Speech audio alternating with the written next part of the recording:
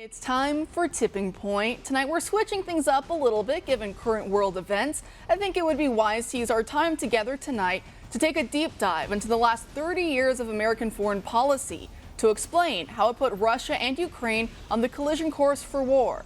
So tonight we will have one very knowledgeable guest for the entirety of the hour to give you the play-by-play from Mr. New World Order Bush 41 all the way down to Biden. No stone will be left unturned. I'm your host, Kara McKinney, and this is Tipping Point.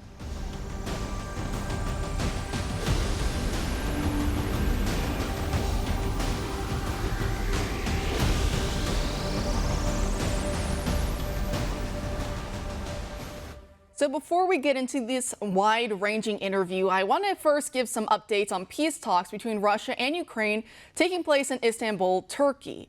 We are hearing tonight that Russia's military is announcing drastic reductions in operations near the Ukrainian capital of Kiev and the northern city of Chernihiv. A potential deal in the works would likely see Ukraine vowing to not join NATO or to allow foreign military bases on their land and to forego development of nuclear weapons. In exchange, Russia may allow Ukraine to pursue joining the European Union, which Kiev wants to have included in that some security guarantees from the West. However, sticking points in the peace talks appear to include control over Crimea and the Donbass region, which Russia wants Ukraine to formally recognize as being Russian territory. These developments in the peace talks are being reported as a glimmer of hope, given the carnage we've seen so far in this war. And in some respects, it is. No one wants the situation to go on indefinitely. But it also begs the question, why weren't these issues solved diplomatically beforehand? Why did so many people have to die just to bring us back around full circle, back to discussions about NATO expansion eastward, which is what every major diplomat, left, right, and center, had warned about over these last 30 years? And that is the question I want to get to tonight. Because this war is often painted as one between democracy and autocracy, of good versus evil, despite the fact that, as some have pointed out, that in relative terms, by some analyses, Hungary is more free and transparent than Ukraine. Yet the American left hates the former and props up the latter as an irreproachable paragon of virtue that should set off some alarm bells that things aren't exactly what they seem. That, like in the lead up to the war in Iraq, our feelings of patriotism and of wanting to do good in the world are being used against us. And while morality itself is binary, humans, on the other hand, are very complex beings, and nation states even more so. Our motives and actions are almost never so black and white. Just think about your own personal triumphs and also your own personal shortcomings. In fact, here's President Trump explaining back in 2017 his reasoning for why he was not gunning for the same war with Russia, proxy or otherwise, that Hillary Clinton was suggesting during their 2016 presidential debates. Take a look. Do you respect Putin? I do respect him. Do you? But Why? Well, I respect a lot of people, but that doesn't mean I'm going to get along with him. He's a leader of his country. I say it's better to get along with Russia than not. And if Russia helps us in the fight against ISIS, which is a major fight, and Islamic terrorism all over the world, right, major fight, that's a good thing. Will I get along with him? I have no idea. It's very He's a possible killer, I though. won't. Putin's a killer. A lot of killers. We got a lot of killers. Why, you think our country's so innocent? You think our country's so innocent? I don't know of any government leaders that are killers in America. Well, take a look at what we've done, too. We've made a lot of mistakes. I've been against the war in Iraq from the beginning. Yeah, mistakes are different than... A lot of mistakes, okay, but a lot of people were killed. So a lot of killers around, believe me. Now, of course, none of this is to justify Russia's invasion, because in this situation, they are the aggressor whose direct actions have led to the deaths of many innocents, and those actions still are. My guests and I are both unified in our condemnations of Moscow's actions. But what we also argue is that it was our government, from Bush 41 to Biden, who played a huge role in using Ukraine to break Russia. And what that means is that the D.C. Beltway swamp gambled with the lives and homelands of innocent Ukrainians, many of whom are the descendants of those who suffered actual genocide under the hands of the Soviets. And now, the D.C. cartel gets to play the hero to the victims they created. Here to help me expose this tangled web we've weaved is tonight's special guest, author Scott Horton. He's the editorial director of antiwar.com, and he's the director of the Libertarian Institute. Thanks for being here tonight, Scott. Thank you so much for having me. I really appreciate it. Great. So even though we have the whole hour together, there's still so much to get to and not enough time to do it. So let's try and do this in chronological order, at least somewhat. So Scott, take us back to the beginnings of the 1990s with President George H.W. Bush and the dissolution of the Soviet Union. I will. First, if you'd allow, I'd like to agree with what you just said there and emphasize that I'm an American. I'm a Texan, even better. And I don't care for Russia. I'm not taking their side. These are not Putin's talking points or anything like that. But as Donald Trump indicated in that clip, our government is run by people who make bad decisions a lot of times. In fact, a lot of the story we're going to be talking about tonight, our current President Joe Biden was at least kind of riding shotgun along with the policy all along in the Clinton years, in the Bush years as senator, and then in the Obama years as vice president.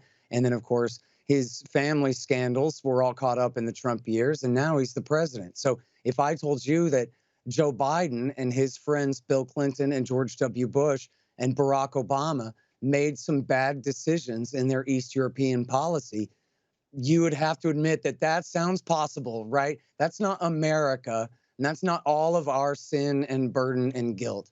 That is to say, we've had some very lousy leaders making some very lousy decisions over this time. And we have to be honest about that so that we can make proper decisions about our country's role in the world. And if we're, going off of just false narratives off of all the TV channels instead of, the real facts in the background, then we're going to continue to make matters worse, most likely. And of course, as we see, if you turn on CNN or MSNBC or Fox News most of the time, the narrative is history began the other day when the evil bad man Putin did an evil bad thing, because that's what evil men do. And the thing is, that's just not good enough. So I appreciate you having me on here to talk about the context here. But I just want people to understand, too, I know you have a right-leaning and patriotic audience, and I'm a Ron Paul guy. I'm not anti-American. I'm pro-American, and that's why I'm like this, just so we're all clear on that. And thank you for clearing that up. Yeah.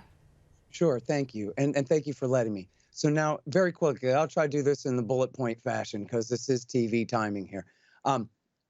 H.W. Bush oversaw really the end of the Cold War there. Ronald Reagan had really kicked off all the negotiations and the warming of things up at the end of his administration, his second term. It was really H.W. Bush who got the job done in negotiating not just an end of the Cold War, but also, standing by and not applying pressure while the Soviet Union was dismantled from within. And, part of that was he even gave what was famously called the Chicken Kiev speech, where he went to Kiev and he warned, in his words, very closely paraphrasing here, that independence and freedom are not the same thing.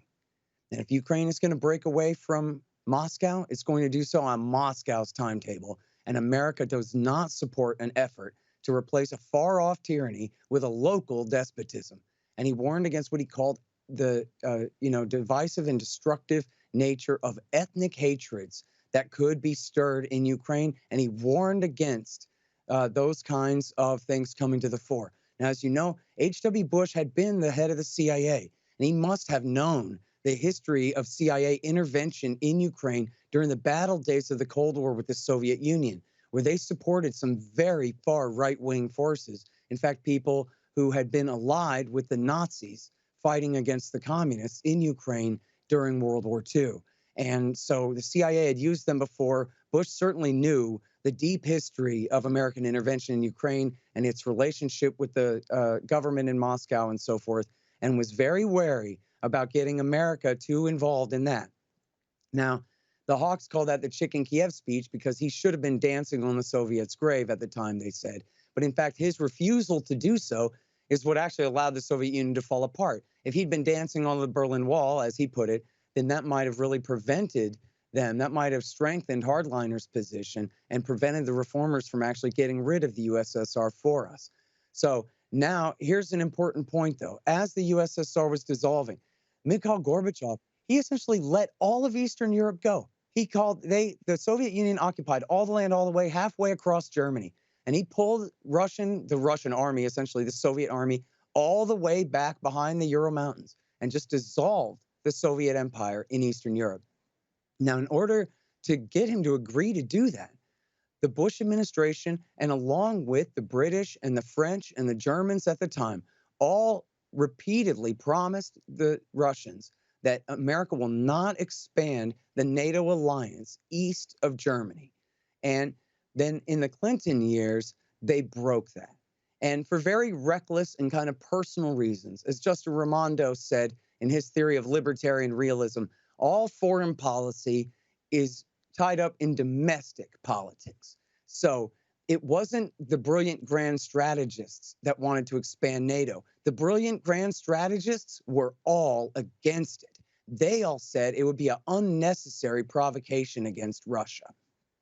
But Lockheed and the special interests and the Democratic pollsters said we could collect more Polish votes in Illinois, right? And these kind of politics came into play. Lockheed dollars, special interest dollars, and particular ethnicities in certain places voting for these and those politicians really drove the push for NATO expansion in the 1990s. Now, combined with Clinton's horrible shock therapy policy that they used to really kick the Russians while they were down, not help them become a rich, prosperous, capitalist country like ours, but essentially to bankrupt them, destroy their currency, hand their industry over to a few connected gangsters, and really ruin their country. This is a huge issue that is hardly ever talked about, but was a major issue.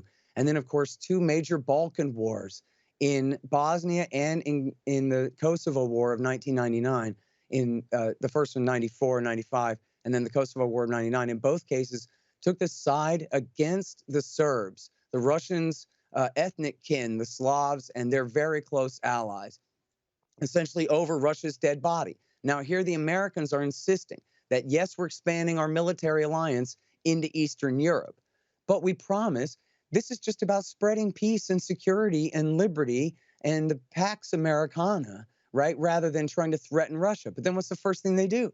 They launch an aggressive war in the name of intervening in a civil war. It's not that Serbia had invaded Kosovo. Kosovo was part of Serbia. This was a civil war, and they couldn't get a UN Security Council resolution because, of course, Russia could have vetoed it on the Security Council. So they just broke the law, and NATO launched this war against Kosovo in 1999. So these are all major steps. Clinton also covertly supported the Chechen insurgency against the Russians in 1999 and 2000, the Second Chechen War. And this is how Putin came to power, was by winning that war, and then became named prime minister. And then later on New Year's Eve 99, Yeltsin resigned and turned power over to him.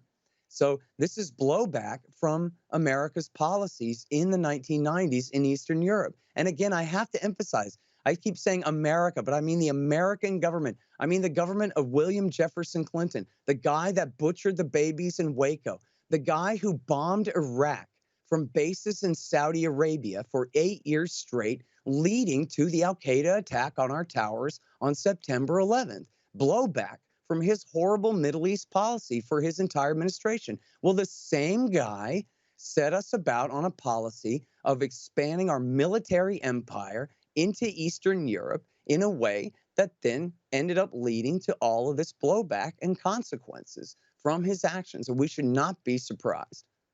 We should not be. And like you were saying, Boris Yeltsin, that was someone else that Bill Clinton, they helped to prop up in the elections. I mean, in Russia, of course, unfortunately, that part of the world has dealt with a lot of corruption. But for even them, they would say Yeltsin was even corrupt for their own standards. So unfortunately, that says a lot about what the U.S. was doing in that part of the world. And like you said, Yeltsin then names Putin as his successor. But Scott, we're coming up on the break here, so don't go anywhere. And coming up next, we pick up this conversation in the new millennium, the 21st century, full of color revolutions and threats of burying the Russians under the mountains to Georgia. All that and more. That's after the break.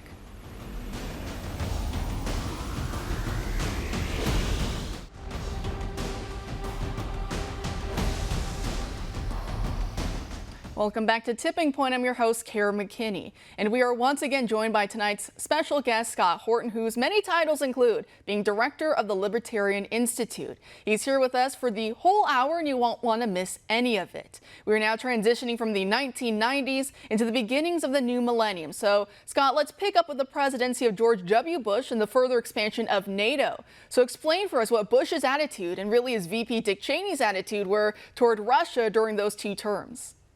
All right, so W. Bush comes in, and in July of 2001, Putin reiterates that we really don't like this NATO expansion. But, if you're going to expand NATO, why don't you let us join? And, Colin Powell, the Secretary of State, essentially just brushed him off. They say they have this open door policy to NATO, but they don't really mean that. They don't want Russia. Now, on September 11th, Vladimir Putin was the very first foreign leader to call W. Bush and say, not only my condolences, but I am your humble servant. In fact, he opened up Russian airspace to America and promised, I think probably before even contacting them, that you can use former Soviet bases in Kazakhstan and Uzbekistan in order to invade Afghanistan. Remember, it was America that was switching sides in the Afghan war, not Russia. So he said, hey, you want to come and keep the Taliban down? Be my guest. And in fact, he was said, reported credibly to have had to face down more right-wing forces in his government and in his military to do so.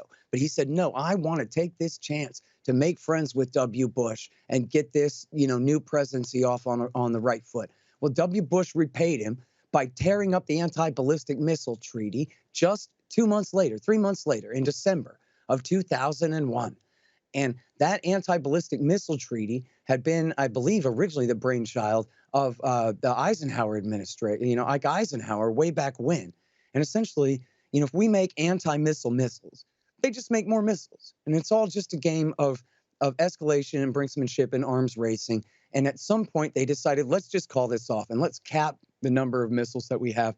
And let's not do missile defense because, again, it doesn't really make you impregnable to nuclear attack. It just means that the other side has to try harder to make even more weapons. And this is something we should avoid, this kind of escalation spiral from the battle days of the Cold War with the commie Soviet Union, which is now dead and gone 30 years, right? At that point, had been dead and gone more than a decade, right? So Bush, though, simply because of corruption, decided, no, we want to tear up this treaty so that we can shovel a bunch of American tax money into these firms that make these supposed anti-missile missiles. Well, I got to tell you, they don't work. They've never worked. The only time they ever shot down a missile with a missile was an absolute prearranged hit where the target missile was exactly where it was supposed to be on time to make the connection and everything. The only real way to take out incoming H-bombs, coming over the poles is with H-bombs in space.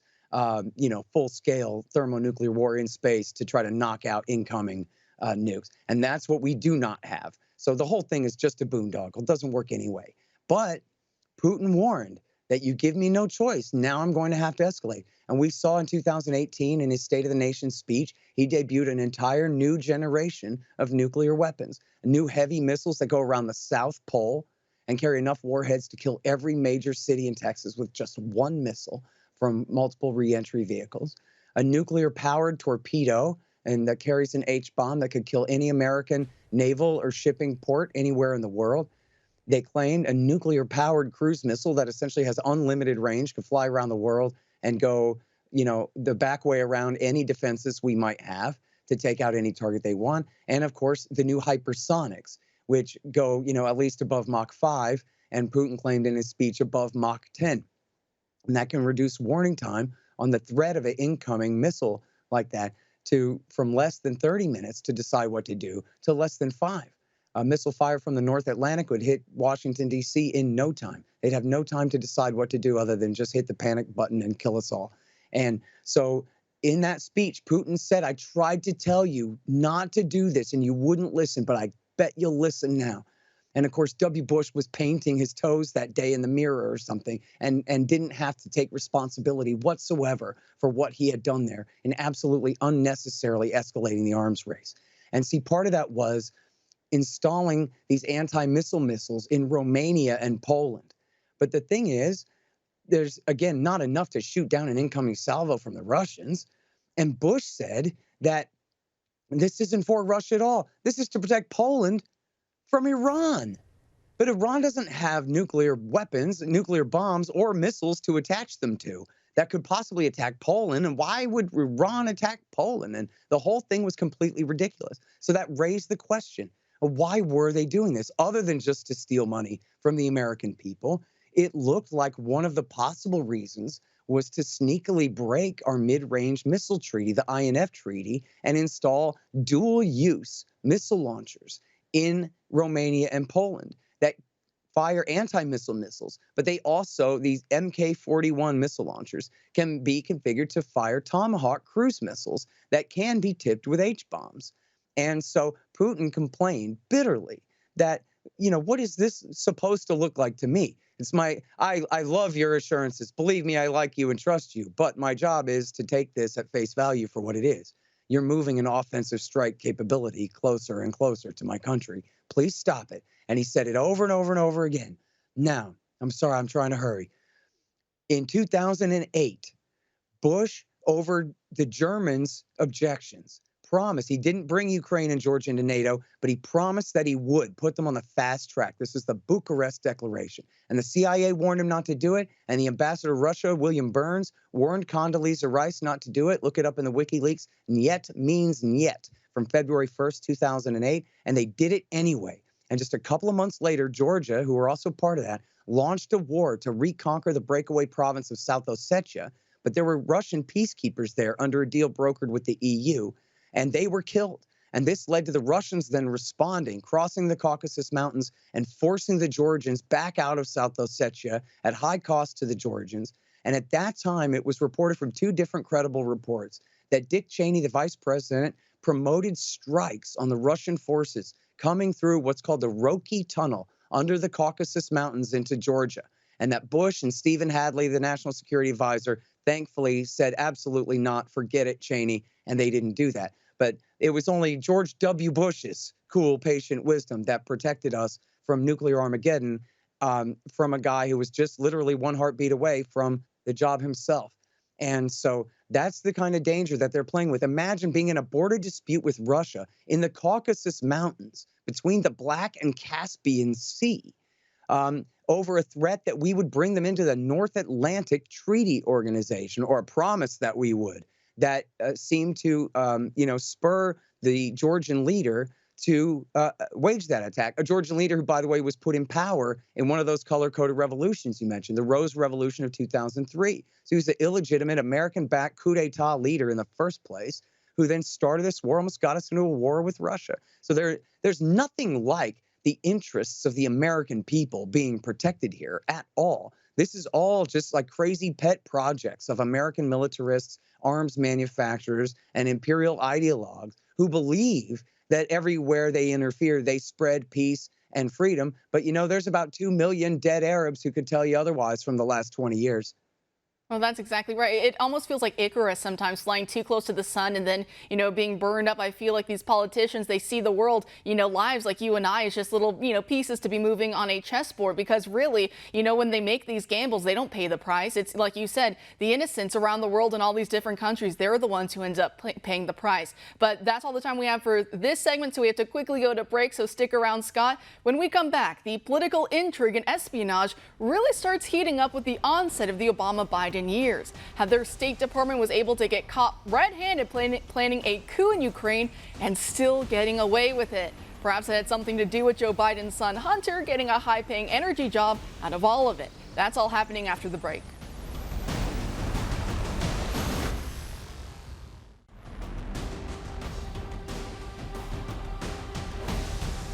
Welcome back to Tipping Point. I'm your host, Kara McKinney. Tonight's guest, Scott Horton, the director of the Libertarian Institute, hasn't gone anywhere, and we hope you haven't either. Before we pick up our conversation once more, I want to play for you this clip of Biden from over the weekend, because it'll set the tone for the topic of regime change. Take a look.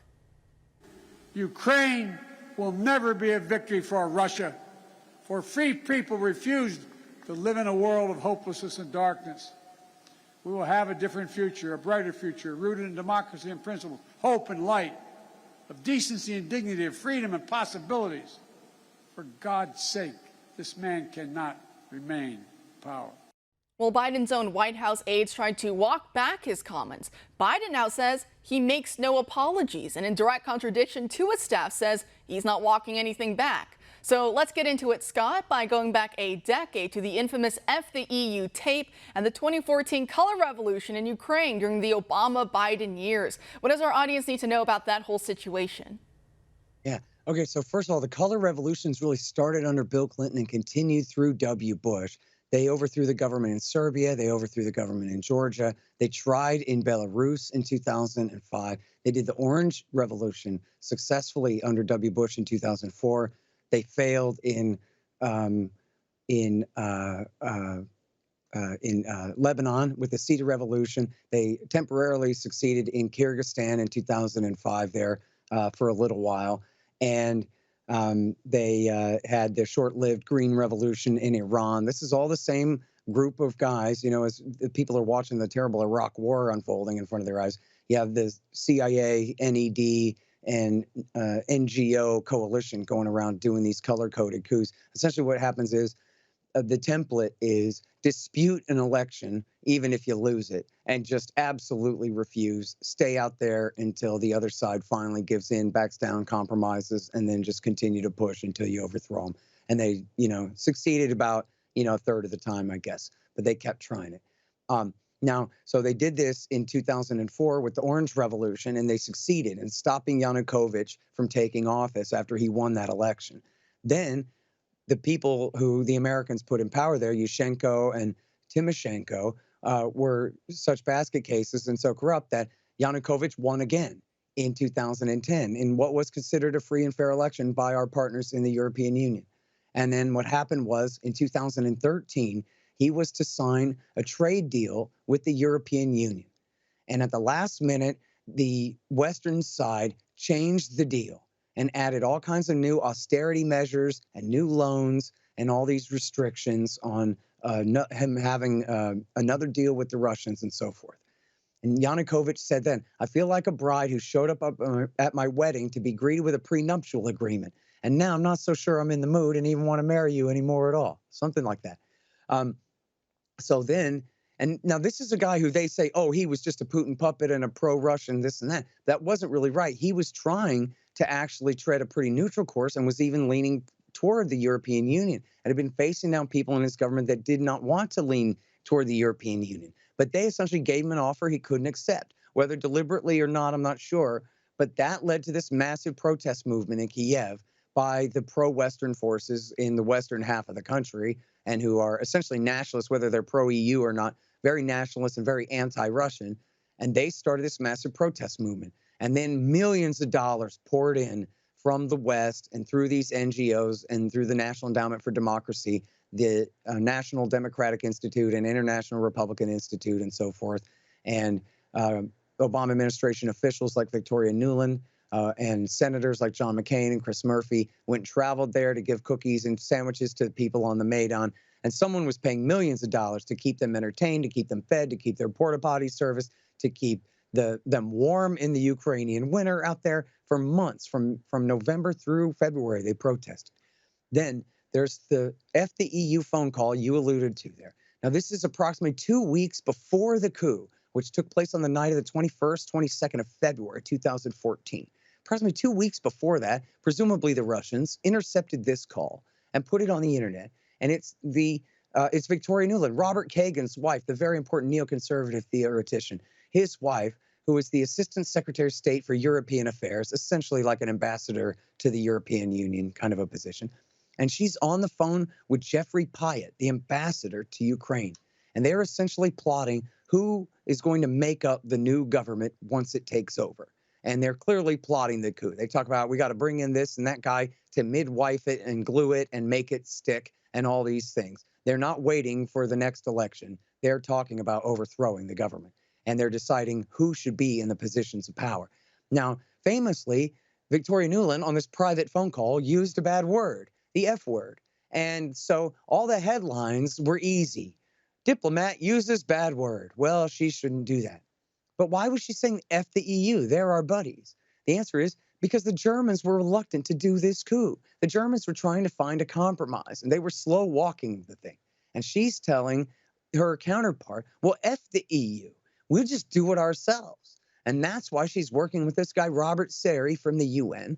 And that's why she just got off the phone with Jake Sullivan, our current national security advisor, who was then Vice President Biden's national security advisor. He previously had been Hillary Clinton's man at state in the first Obama term. This is in the second Obama term. And she says, I just got off the phone with Jake Sullivan, and he confirms that Biden has agreed he will do, we're going to do a conference telephone call tomorrow with the participants so that he can give them an attaboy and make the deets stick. Deets meaning details, in order to just get everybody corralled on board and make them understand the big guy says, this is what we're doing and all of that. So there it was, caught red-handed. And then what they do? They did the coup anyway. And what they did, and this is really bad, and this is only like 99% proven. We don't know 100%, but I think so. Do the deep research on this, and you'll see that it was far right-wing forces, the right sector and Svoboda Party, who are literal Nazis. Not just, in America now, everybody on the right is a Nazi. I don't mean that. I mean real white supremacists, proud descendants of the Galatian SS that fought on the side of the Germans during World War II.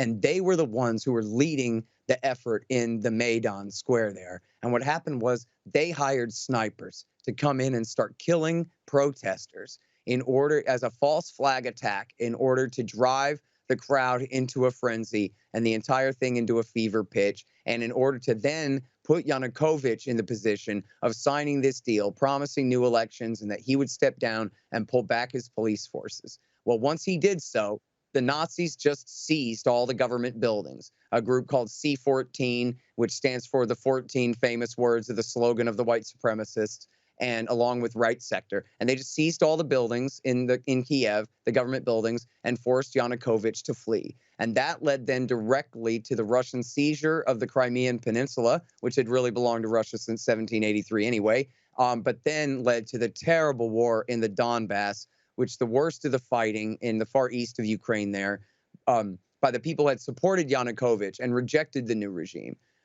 Something like 10 to 14,000 of them were killed in the war as the government in Kiev invaded. And then the Russians sent special operations, essentially deniable special operations forces, to help those separatists in the east to fend off the government in Kiev. And then that led to the Minsk II peace deal, which was never fully implemented and which comes obviously back up and as this whole thing comes to a head in the Biden years. But I guess we got to do Trump first. That we do. And quickly, just a minute or two before I have to let you go for this upcoming break. During the same period of time, we saw the Obama administration, they tried to do their famous reset with Russia and relations. We saw Putin even step down for, I know he was still the power behind Medvedev, but he did somewhat step down. But you also talk about how it seems that while he was stepping down, we kind of humiliated Russia on the world stage when it came to Libya. So if for a minute or two, you could recap that situation for us. Sure. Yeah, that was the biggest deal. So Putin, for a dictator, did step down to be the prime minister for a while and let his right-hand man, Medvedev, be president. And Hillary famously did the big red reset button with Sergei Lavrov and said, now we can try to get along. And then the first thing she did was play Medvedev like a sucker and promise him that if you vote for this UN resolution, or at least abstain on this UN resolution, we're going to launch a no-fly zone in Libya to protect the people of Benghazi, who are all sure to be exterminated by Gaddafi any day now, which was a total hoax in the first place. But then, once they passed the resolution, the Americans and their allies in Britain and France immediately turned the war into a full-scale regime change war. It lasted 9 months, and they went all the way to Tripoli, of course, and Gaddafi was lynched on the side of the road, and Hillary Clinton cackled, we came, we saw, he died. And she made a chump out of Medvedev. That here America turned Libya into another Iraq, and this time they got the Russians to go along with it on the UN Security Council in a way that never happened in 2002 and 2003.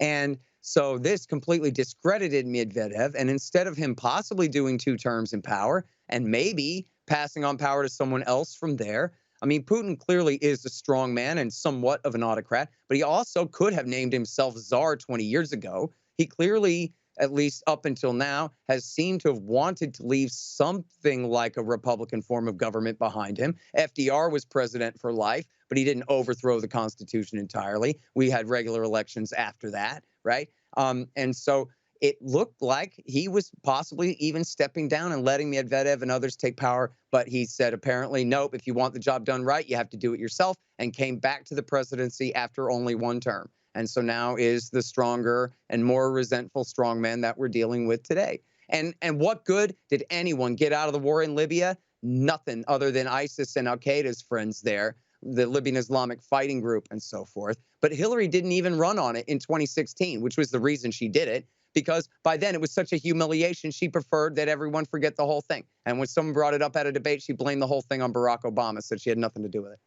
And don't you just love going back through all of this in the same way that Bush says Iraq is now liberated, Iraq is free? Of course, he said that almost 20 years ago. I mean, today, is Iraq really that free? Same thing with Obama. When you look through some of the comments he was making when the Libyan war was playing out, and he was saying that we're doing this for the people of Libya, we're saving them. And then, of course, everyone goes quiet, like you said, because it goes to, you know, hell in a handbasket. In 2017, actual chattel slavery makes a comeback in Libya. Like you said, these different radical Islamic terror groups make a comeback, and everyone just kind of looks the other way, and it's now a failed state. Are the people of Libya really better off now? Obviously, not exactly. But Scott, we'll have to pick this up after the break. And up next, we revisit the Russiagate hoax and how it further soured relations with Russia and Ukraine. That's coming up after the break.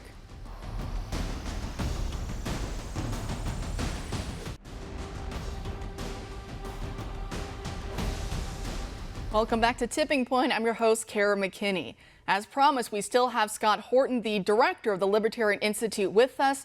And we're now moving our conversation into the Trump years and how the Russiagate hoax and the Ukraine impeachment sham further soured U.S.-Russian relations. So, Scott, some say the intel community and the Obama administration went all in on the Russia hoax conspiracy theory, not just for their own political gain, but also to make it nearly impossible for President Trump to establish friendlier relations with Russia. What are your thoughts on that? No question about that. Listen, this is one of the things that absolutely made them panic. That original clip that you just played where he told Bill O'Reilly, you think our country's so innocent? I mean, this is just absolutely sacrilege to the American empire, that you could compare the consequences of their well-meaning behavior with the evilness of an evildoer who does evil things. And for him to make that moral equivalence was one of the things that made them just absolutely decide that this man cannot be the president. And here's the other thing. You know, there are people in American foreign policy circles, it's a minority certainly now, who have said that the enemy is China, and so we should befriend Russia to balance against China. The same way we split China away from Russia back when the Soviet Union was the more powerful partner, and we broke away, 50 years ago. Nixon went and shook hands with Mao and opened up China in order to weaken the Soviet Union. And so there are people who proposed to play that same game. And I think Donald Trump quite credibly claimed that he met with Henry Kissinger, the man who engineered the Sino-Soviet split of 1972 through 4 there.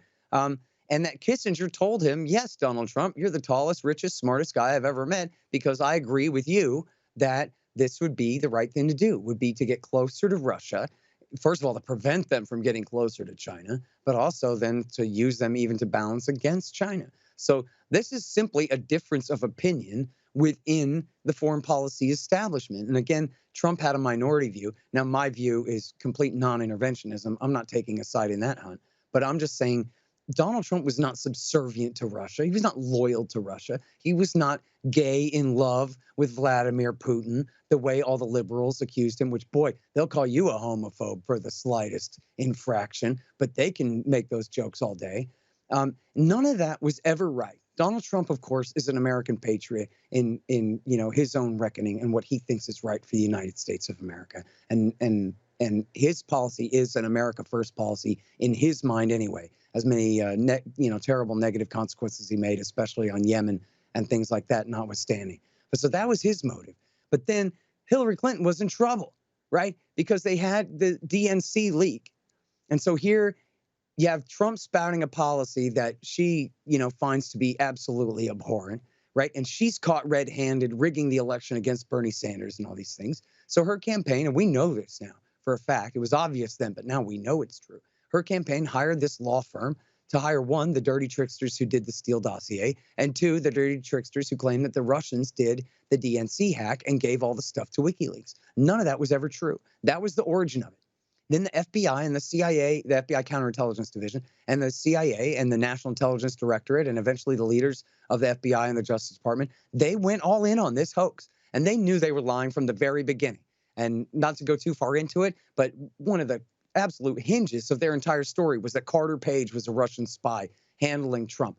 Carter Page was a loyal CIA asset, they finally admitted years later, and who always, informed the CIA whenever he did business with any important or powerful person in Russia, in government or in business whatsoever. They knew they were lying the whole time. And as the FBI told CNN at one point, that they figured, well, if we can't overthrow him with the 25th Amendment, these are America's secret police, the FBI Counterintelligence Division, completely unaccountable, said, well, if we can't overthrow him with the 25th Amendment, which the 25th Amendment does not say you can do a coup if you want, read it carefully, then at least we can rein him in. That's the quote. We can rein him in. And that meant prevent him from ending America's new Cold War with Russia. And now here's the problem. Donald Trump was severely under pressure from this Russiagate hoax, and he didn't handle it in a proper way. He essentially let them run roughshod over him for 2 straight years, almost 3 straight years, with this phony investigation. And there's at least one direct quote of his son saying, boy, well, they say that we're pro-Russian traitors. Well, now we're giving all these weapons to Ukraine. And so that proves that we're not, right? Because this is very kind of two-dimensional thinking. But unfortunately, this was kind of how they could prove that they weren't pro-Russian traitors, was by going along with this policy of arming the military in Ukraine. But Kara, Obama, the first black president to support a Nazi coup in Kiev, was also terrified to arm these Nazi-infested military forces, and they truly are. You know, Putin says that's a good enough reason to invade. I am not saying that, but I am saying they're a good enough reason to not support the Ukrainian armed forces, which are infested with these groups. And Obama was afraid to send them weapons. He sent them trucks and Rangers to train, but no guns. And Trump started flowing in the Lockheed products, you know, the Javelin anti-tank missiles and the rest of this stuff. And he also, and I don't know if this is his, hawkish policy, or if it's just he had no control over his Pentagon at all, but they vastly increased harassment of the Russians by air and sea with their naval presence in the Baltic and Black and Okhotsk seas. That's in the Far East, north of Korea there. And also bomber flights right up to 12.5 miles off of their coast over and over again, essentially practicing like a nuclear first strike and testing their defenses and this kind of thing. If the Russians were doing this off the coast of California, we'd be at DEFCON 1. And we expect them to just put up with this constantly. And now one thing I kind of skipped over for time here is that during Bush and during Obama, they continued to expand NATO. They now brought in, 4 or 5 more countries. And under Trump, they brought in 2 more, Macedonia and Montenegro. And so now then, do we have time to do Hunter Biden here real quick? About a minute or so, yeah. Okay, so Donald Trump was literally impeached, the 3rd president ever, for temporarily holding up an arms deal to Ukraine because he rightfully wanted, although for his own purposes, but still, he wasn't obstructing justice. He was trying to kick justice into gear to get the Ukrainians to investigate Hunter Biden and his corrupt connection to this company, Burisma. Now, Burisma was tight with the government that Biden, Sr., Joe, had overthrown. So they were afraid of the new government. That was why they hired Hunter Biden, was as an insurance policy to protect them from persecution by the new regime. That was the origin of that.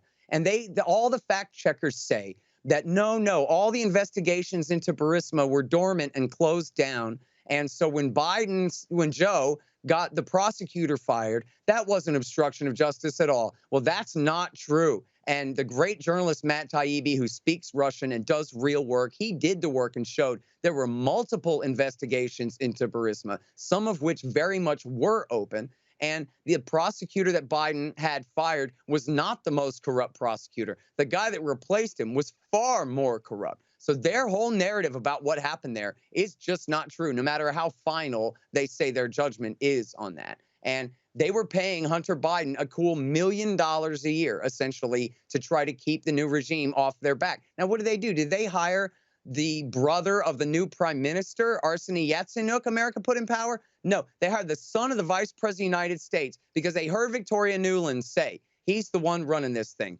out of the vice president's office. You want an insurance policy? I hear that Hunter Biden is smoking crack and collecting dollars. Let's put him on our payroll. And that's exactly what they did. Scott, your wealth of knowledge. One last segment to go. And after the break, we've nearly reached the finish line on tonight's special on Ukraine. If you liked what you've heard so far, be sure to stay with us because we'll be back in 2.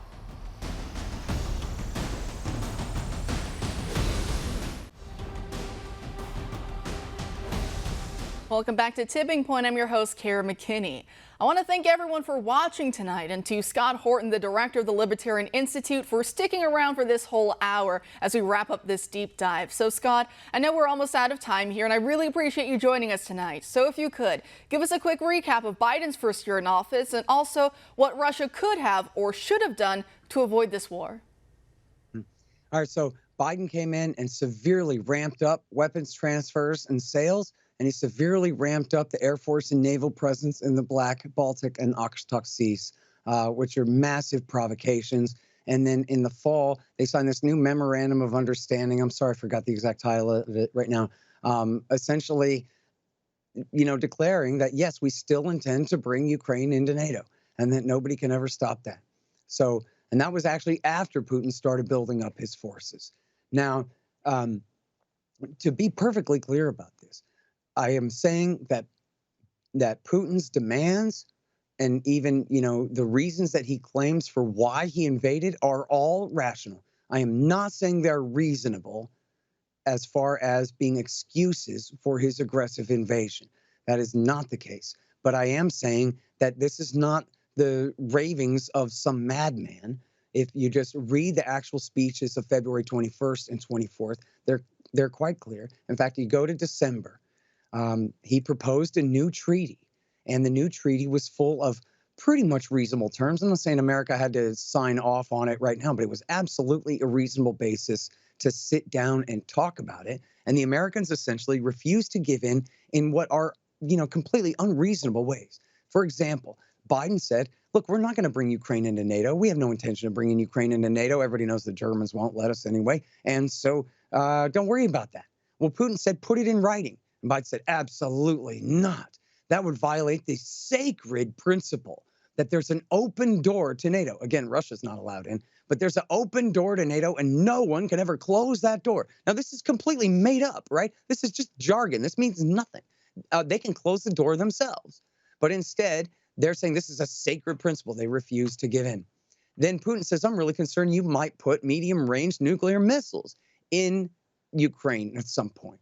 Or at least dual-use launchers that could be a threat like you've done in Poland.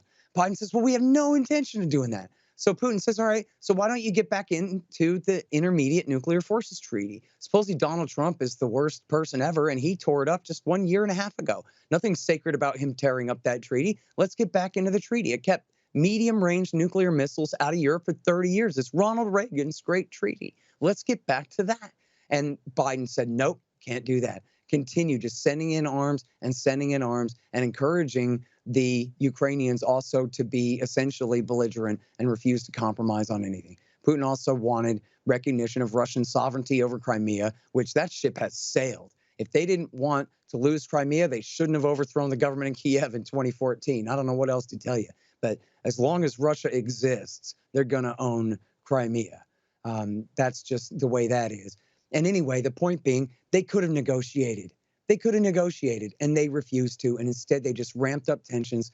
And I now believe that they wanted the war to happen, at least as a plan B that they were not too reluctant to see.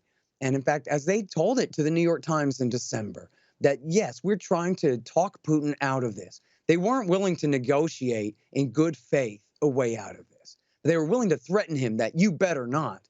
But then they said, but if he does, then we want to replicate the dirty war in Afghanistan in the 1980s. We want to replicate, imagine this, Obama's dirty war in Syria in the 2010s that led to the rise of the caliphate, that led to the return of Russia to the Middle East to just help destroy that caliphate and al-Qaeda in Syria. And imagine them saying, after we just finished losing the Afghan war as the consequence of the previous intervention there, just only 6 months ago, they got the word Afghanistan in their mouth again. But now it's not that we can't ever leave. It's that we want to replicate that absolute tragedy and catastrophe for the people of Ukraine. And they will fight apparently to the last Ukrainian. And that is why, as we record this, it is March 29th. The last time that our Secretary of State, Antony Blinken, talked with Sergei Lavrov was on February the 15th.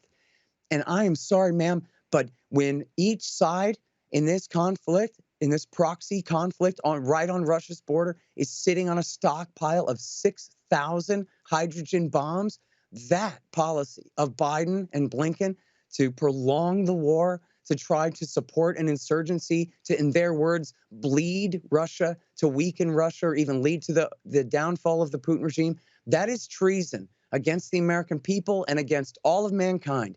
People may not understand. Any real war between America and Russia will almost certainly turn to general nuclear war within days. There's just, once we get to that point, there are so few off-ramps from general nuclear war. And that means, for all intents and purposes, the end of the world. That means billions of dead. It means our civilization and theirs, and probably most of all of Europe, wiped off the face of the earth. And it means that the rest of mankind will starve under nuclear winter. And they're playing around like they're just messing with Saddam Hussein, who they know cannot fight back, as much as they pretend to be afraid of him and preempting him. But Russia can fight back, and America has pushed this way too far in their sphere of influence. We should never have been the dominant power in Europe or Asia, and certainly not now, 30 years after the end of Soviet communism. It's time for America first. It's time for America to come home. Scott, thank you so much for your sobering analysis tonight. Thank you so much for having me, Kara. Thank you. And with that, I'm all out of time for tonight. Hopefully you learned something interesting to take with you into tomorrow, which is when we'll be back with our normal schedule with the History Spotlight and all. Until then, you can follow us on our Twitter and Instagram pages at @TippingPointOAN or on my personal Twitter page, Nefertari_25. If you like the show, please send us feedback at tippingpoint@oann.com. Thank you and have a great night.